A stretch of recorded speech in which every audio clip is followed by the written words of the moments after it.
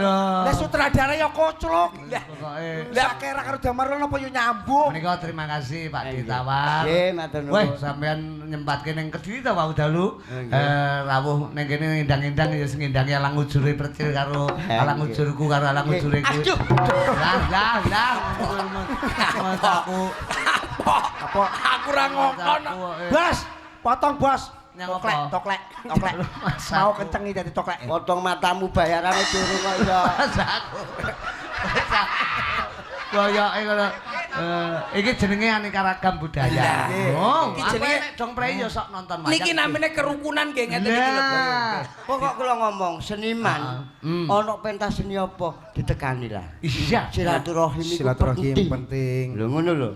Wong silaturahim iki bakal didawakno umure. Amin. Dijembano apa iku rezekine didawakno umure.